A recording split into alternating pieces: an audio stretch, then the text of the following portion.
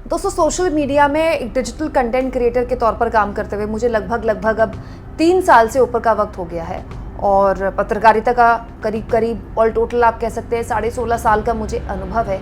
इसमें बहुत सी चीज़ें मैंने देखी हैं, समझी हैं, लेकिन एक चीज़ जो समझी है, न केवल पिछले 10 सालों में हमारे देश में पत्रकारिता बटी है, बल्कि दर्शक भी बढ़ गया है। मतलब अब ना कुछ ग्रे नहीं है, ब्लैक और वाइट है। या तो आप किसी के सपोर्ट में हैं या आप किसी के विरोध में हैं। और ये जो लाइन है ये इतनी बारीक खींची हुई है, इतनी कसी हुई खींची है कि अगर आप थोड़ा सा भी लाइन क्रॉस करते हैं तो आपको ज़बरदस्त तरीके से इसका विरोध का सामना करना पड़ता है। और इस लाइन में कोई किसी को बख्शता नहीं है, मतलब कोई एक्सेप्शन नहीं होता है। ये मैं इसलिए बोल रही हूँ दोस्तों कि ध्रुव राठी के घर में एक बहुत अच्छी खबर आई है। ध्रुव राठी पिता बन गए, उन्हें बेटा हुआ है। और ध्रुव राठी और उनकी पत्नी के लिए वाकई में ये एक बहुत खुशियों भरा पल है। और ये खुद खबर जो है ध्रुव राठी ने शेयर की और कहा कि welcoming a little baby boy to the world, मतलब इस दुनिया में हम अपने छोटे से बेटे का स्वागत करते हैं। वाकई में ध्रुव राठी के लिए बहुत बड़ी बात है। जिस तरह से उन्होंने अपनी पूरी ज़िंदगी भारत से निकलकर जर्मनी में खड़ी की, अपने आप को एक कंटेंट क्रिएटर के तौर पर खड़ा किया। आज भारत के सबसे बड़े कंटेंट क्रिएटर के तौर पर उनका नाम है। और न केवल नाम है बल्कि लोगों ने फॉलो करते हैं, लोगों ने पसंद करते हैं। मैंने छोटे छोटे बच्चों को देखा है, 8-9 साल के बच्चों को देखा है ध्रुव राठी को देखते हुए, ध्रुव राठी को फॉलो करते हुए, ध्रुव राठी का फ़ैन होते हुए। तो ये अपने आप में ध्रुव राठी की पूंजी है जो उन्होंने कमाया है अपने इन सालों के कंटेंट क्रिएटर के तौर पर संघर्ष में।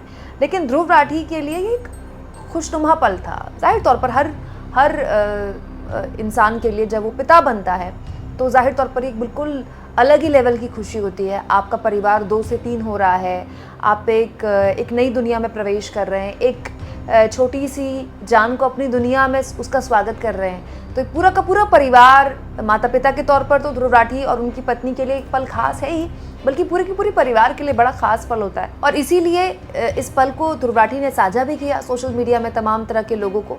बहुत से लोगों ने, ज़्यादातर लोगों ने ध्रुव राठी को बधाई दी। लेकिन इस बीच दोस्तों कुछ लोगों ने अजीबोगरीब बातें भी कही जो उनको नहीं बोलनी चाहिए थी। मुझे ऐसा लगता है कि ये वक्त नहीं था इस तरह की बात करने का। जैसे मिस्टर सिन्हा, दोस्तों ये बेसिकली आप कह सकते हैं कि मोदी समर्थक सोशल मीडिया हैंडल्स हैं जिनके ज़रिए न केवल मोदी जी की तारीफ़ की जाती है बल्कि 10 सालों में हर तरह का एजेंडा आगे किया गया और बड़े बड़े लोग इनको फॉलो करते हैं। मतलब आप कह सकते हैं बीजेपी के बड़े बड़े लोग इनको फॉलो करते हैं। और इन्होंने जो बात ध्रुव राठी के पिता बनने में लिखी, ज़रा देखिए कि 2014 में आप अकेले थे, ये ध्रुव राठी से कह रहे हैं। मोदी की पहली बार सरकार बनी तो आपको गर्लफ्रेंड मिल गई, मोदी की दूसरी बार सरकार बनी तो वो आपकी पत्नी बन गई, और मोदी की तीसरी बार सरकार बनी तो देखो आपको एक क्यूट बेटा हो गया। ये देखिए लिखा है इस पर, रियल अच्छे दिन तो तुम्हारे ही आए हैं, congratulation and blessing to the boy. इन्होंने बधाई भी दी ध्रुव राठी को। लेकिन एक पता नहीं इस बात की यहाँ पर क्या ज़रूरत थी। बहुत से लोग होंगे जिन्होंने 2014 में शादी की होगी, बहुत से लोग होंगे जिन्होंने 2014 के दौरान जिनके बच्चे हुए होंगे, जिन्होंने अपने परिवार बढ़ाया होगा। तो भाई इसमें मोदी जी का क्या योगदान है? मतलब ये कटाक्ष था, ये मजाक था। मुझे नहीं लगता कि ये सही वक्त था इस तरह का मजाक करने का। लेकिन ये उनका तरीका है, ये उनका एक जवाब देने का तरीका है या बधाई देने का तरीका है। अब मिस्टर सिन्हा ने ये बात लिखी तो उनके कमेंट बॉक्स में इसको लेकर खूब उनको विरोध का सामना करना पड़ा। बहुत से लोगों ने कहा कि have a little shame dude, मतलब थोड़ी शर्म करो डूड, थोड़ी शर्म करो। सरताज नाम की यूज़र लिखते हैं, ध्रुव के लिए तो वाकई में अच्छे दिन है, लेकिन अपने बारे में सोचो, अपने भविष्य के बारे में सोचो, अपने भविष्य की जनरेशन्स के बारे में सोचो। देखिए लिखा है, are you also following the footsteps of your leaders, क्या आप भी अपने लीडर्स के नक्शे कदम पर चल रहे हैं? इसके अलावा एक और यूज़र लिखते हैं कि क्या आप ये कहना चाहते हैं कि ध्रुव को ही मोदी सरकार का फ़ायदा मिला है और उन्हीं के अच्छे दिन आए हैं, बाकियों के नहीं आए हैं? क्योंकि ध्रुव राठी अब जर्मनी में सेटल हो चुके हैं और बहुत से ऐसे लोग हैं जिन्हें ध्रुव राठी का कंटेंट पसंद नहीं है। वो लंबे वक्त से ध्रुव राठी को जर्मन शेपर्ड कहते रहे हैं।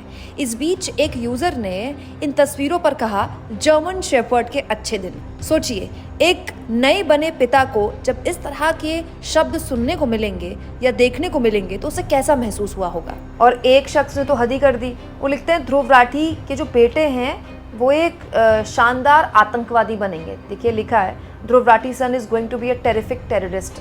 मतलब आप सोचिए कि ये जो बच्चा है, छोटा सा बच्चा है, कभी बड़ा होगा और आजकल तो बच्चे बहुत छोटी उम्र में सोशल मीडिया में एक्टिव हो जाते हैं। कभी अपने पिता के कमेंट बॉक्स में जाएगा क्या, कभी पढ़ेगा क्या कि उसके पैदा होने पर कोई दुनिया में एक था जिसने ये लिखना चाहा। मतलब हम तो कहते हैं कि हमारे घर में छोड़िए हमारे विरोधी कोई है जिसके विचारों से हम इत्तेफाक नहीं रखते हैं, लेकिन हमको पता चलता है कि उनके घर में बच्चा हुआ है, उनका परिवार बढ़ा है, या घर में कोई अच्छी खबर आई है, घर में कोई तीज त्यौहार है, घर में कोई शादी ब्याह है, तो अच्छा लगता है कि चलो किसी के घर में खुशियाँ आ रही हैं। कोई छोटे से बच्चे के लिए कैसे लिख सकता है कि ध्रुव राठी का बेटा एक बहुत अच्छा आतंकवादी बनेगा? मतलब ये किस तरह की सोच है? यही मैं आपसे कहना चाहती थी कि सोशल मीडिया में ना बहुत हद लेवल की कट्टरता आई है, और ये कट्टरता हर तरह के लोग फेस करते हैं। मतलब आप सोचिए, ध्रुव राठी पिता बने हैं, उन्होंने जब ये कमेंट पढ़ा होगा उनको कैसा लगा होगा कि गोद में उनका छोटा सा बेटा है जो भी कुछ घंटे का होगा शायद, और आप उसके लिए लिख रहे हैं कि ये बहुत अच्छा टेररिस्ट बनेगा। मतलब क्या क्या गुनाह है उस बच्चे का कि उसके पिता ने सरकार के खिलाफ कुछ सवाल पूछ लिए? मतलब सरकार से सवाल पूछना एक नैतिक अधिकार है हर नागरिक का। मैं तो ये मानती हूँ कि जो नागरिक सरकार से सवाल नहीं पूछ रहा, सरकार को जवाबदेह नहीं कर रहा, सरकार को एक तरह से इंट्रोस्पेक्ट नहीं कर रहा, एक तरह से उसके कामकाज की एक तरह से आप कह सकते हैं क्रिटिकली उसको एनालाइज नहीं कर रहा, तो वो नागरिक कितना जागरूक है? एक नागरिक के तौर पर क्या वो अपने कर्तव्य निभा रहा है?